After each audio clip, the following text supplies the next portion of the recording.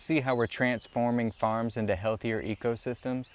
We at Valley Global and Maui Superfood Forests are learning from incredible farmers like Ryan at Oko'a Farms right from the source. Join us in this short film as we share what we discovered during our visit.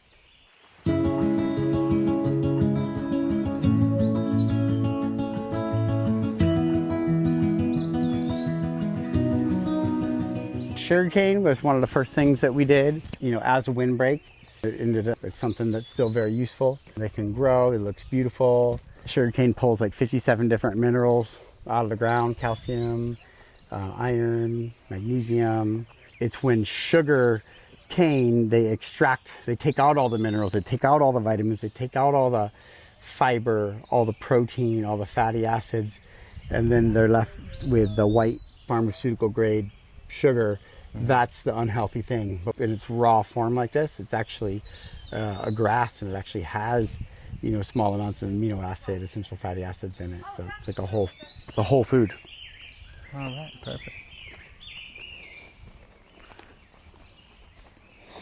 So we got our aloe or aloe, and the lemongrass is a great, that would grow really well for you as like a erosion control. If you have an area where you got a little bit of slope, you could put a hedge of either vetiver or lemongrass, and that's a useful herb that you can make tea with, or you can use in cooking. Extract essential oils out of it, or hydrosol, so it repels mosquitoes. I mean, it's just like all around. It's definitely a good thing to grow, and it's forgiving. So I know a lot of people when they start, they're like, oh, I just want to grow celery and cucumbers and tomatoes and Brussels sprouts, and I'm like, well, those are hard. So it's kind of good to start out with some things that are easy, and make sure and build up your success, and then start introducing things that are a little bit harder.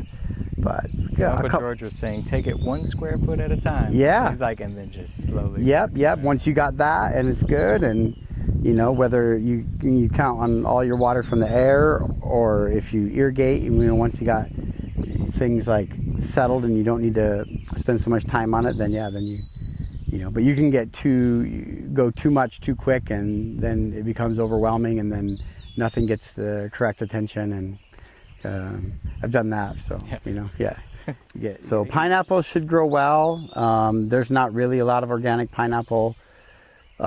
We got a couple thousand pineapples, maybe average, $10 to $15 each.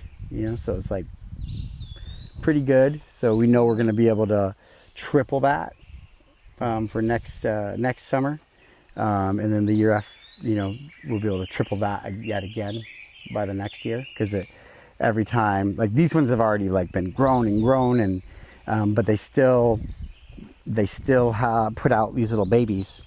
So this is a secondary offshoot, right? The original pineapple was right here, and it grew, and so this is a sucker that comes from the bottom, and then it'll produce its own suckers, and then when it has a pineapple on it, it will also produce new babies, will come out underneath the pineapples too.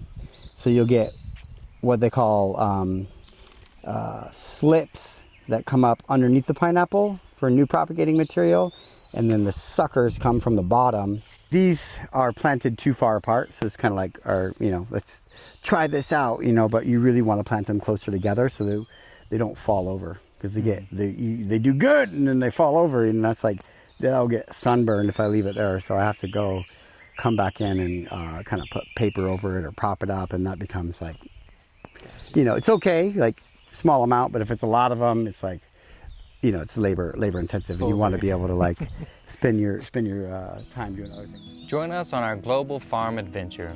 We're visiting amazing places like Oko'a Farms to learn their secrets and bring those lessons home to create our own sustainable farm.